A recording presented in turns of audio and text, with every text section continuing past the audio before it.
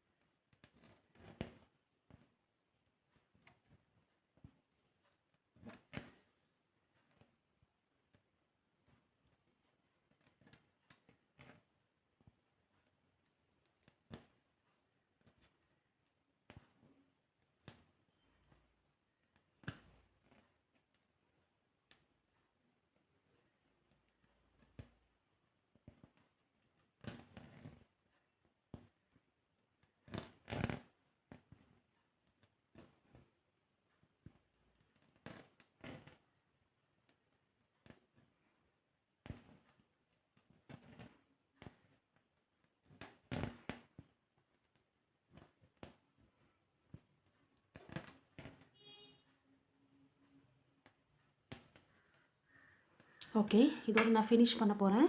So இப்போ உங்கள் chain எடுத்துட்டோமா? இப்போ இது ஜரி த்ரெட்டுங்கனால கொஞ்சம் வரன்னு தான் இழுக்குது.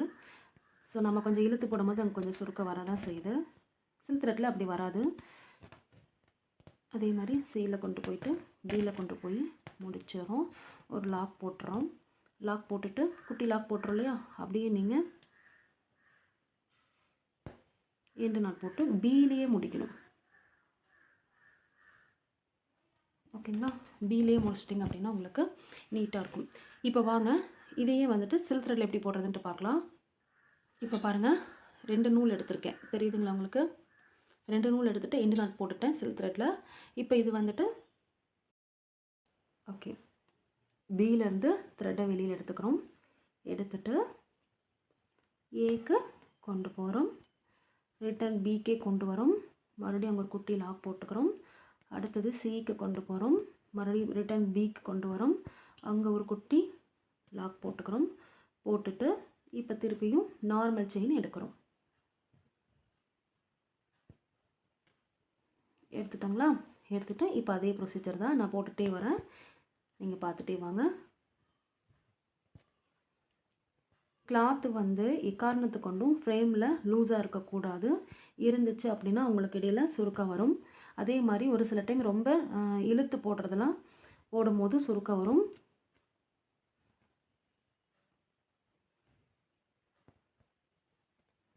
இங்கே பார்த்தீங்களா, ஒரே ஒரு நூல் தான் வந்திருக்கு. அப்போ திருப்பியும் கழட்டிட்டு தயங்காமல் திருப்பியும் நம்ம போடணும். ஓகேங்களா?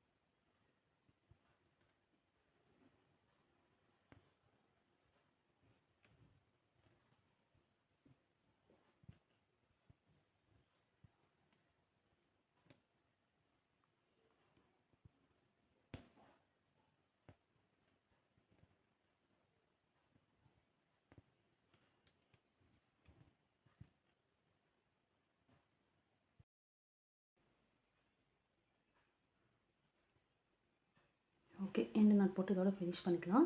இப்படி த்ரெட்டை பிடிச்சிட்டு இப்படி எடுங்க. இப்படி எடுத்திங்கன்னா அந்த த்ரெட்டு வந்துட்டு கீழே வந்துட்டு உங்களுக்கு லூஸாக இருக்காது. இந்த மாதிரி ப்ராக்டிஸ் பண்ணி பழகிக்கோங்க. ஓகே ஓகே ஃப்ரெண்ட்ஸ், இப்போ எண்ட் நாட் போட்டு நம்ம ஃபினிஷ் பண்ணிட்டோம். பாருங்கள் எவ்வளோ நீட்டாக இருக்குன்னு சொல்லிட்டு.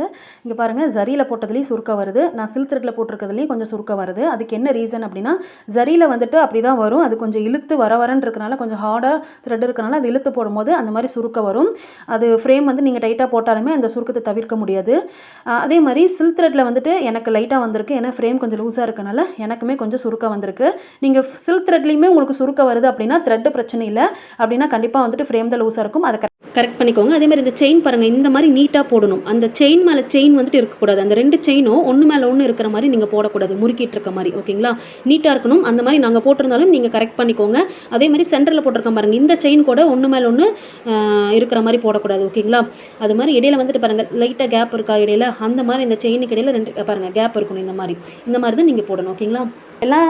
எல்லா ஸ்டிச்சுமே வந்துட்டு ஈவன் கேப்பில் இருக்கணும். அதையும் கரெக்ட் பண்ணிக்கோங்க. நீங்கள் வந்துட்டு சுருக்க வரதுக்கு 2 காரணம் தான். ஃப்ரேமில் துணி லூஸாக இருக்கலாம், இல்லைன்னா இழுத்து போடலாம். சில்க் த்ரெட்டில் வந்துட்டு கண்டிப்பாக சுருக்க வருது அப்படின்னாவே ஃப்ரேம் லூஸாக இருக்குது அப்படின்ட்டு தான் அர்த்தம், இல்லாட்டி இழுத்து போடுறீங்க. சரிங்களா? எனக்குமே பாருங்கள், சில்க் த்ரெட்டில் லைட்டாக சுருக்க வந்திருக்கு தான், ஃப்ரேம் லூஸாக இருக்குது அப்படிங்கிறதுனால தான். ஜரியில் வருது அப்படின்னா நீங்கள் அது பயப்பட தேவையில்லை. ஜரியோட டைப் அந்த மாதிரி தான், அந்த த்ரெட் அப்படி இருக்கனால அந்த மாதிரி ஃப்ரேமே நீங்கள் டைட்டாக போட்டிருந்தாலும் அந்த சுருக்க வரதுக்கு சான்ஸ் இருக்குது. ஓகேங்களா? நீங்கள் அது ஒன்றும் இது பண்ணிக்க தேவையில்லை. ஓகே ஃப்ரெண்ட்ஸ், நீட்டாக ஸ்டிச் போடுங்க. கண்டிப்பாக நம்ம லீஃப் ஃபில்லிங்க்லாம் அடுத்தடுத்து பார்க்க போகிற கிளாஸ்ல இந்த ஸ்டிச் ரொம்ப ரொம்ப முக்கியம். ஸோ அதனால் இதில் நல்லா ப்ராக்டிஸ் பண்ணிக்கோங்க. சென்டரில் வேணால் நீங்கள் இன்னொரு லைன் நீங்கள் போட்டுக்கோங்க. நம்ம ஸ்டிச் போட்டிருக்கோம் இல்லையா லைனா, அதே மாதிரி நீங்கள் சென்டரில் ஒரு ஸ்டிச் மாதிரி நீங்கள் சென்டரில் ஒரு லைன் வரைஞ்சிட்டு கூட நீங்கள் இந்த ஸ்டிச்சை வந்து கரெக்டாக நீங்கள் போடலாம். அதே மாதிரி ஃபாரின் ஃப்ரெண்ட்ஸ், இந்த த்ரெட் இந்த கோடு மாதிரி இருக்கு இல்லையா, இந்த செயின்லாம் கூட நீங்கள் நேராக போடணும். நீங்கள் பாருங்கள், லைட்டாக என்னது கூட அங்கங்கே லைட்டாக வளைஞ்சிருக்கு. நீங்கள் வந்துட்டு அந்த இடையில லைன் போடுங்க, நீட்டாக வரும். ஸோ அதனால் ஸ்டிச்சு ப்ரொசீஜர் இது தான். ஸ்டிச்சு வந்து நீங்கள் இப்படி தான் போடணும். ஓகேவா? அதாவது இந்த செயினை தான் சொல்கிறேன். நீட்டாக இந்த மாதிரி ஒன்றுக்கு கீழே ஒன்று நீட்டாக அழகாக வரணும். மேலே என்ன அளவு எடுக்கிறீங்களோ அதே அளவு வந்துட்டு கீழே அந்த லைனாக வரணும். அவ்வளோதான். அந்த மாதிரி போட்டு ப்ராக்டிஸ் பண்ணுங்கள். இந்த வீடியோ இதோட முடிச்சுக்கலாம். ஏதாவது டவுட் இருந்தால் கண்டிப்பாக கமெண்ட் பண்ணுங்கள், மற்றவங்களுக்கு ஷேர் பண்ணுங்கள், லைக் பண்ணுங்கள். Thank you friends, thank you so much.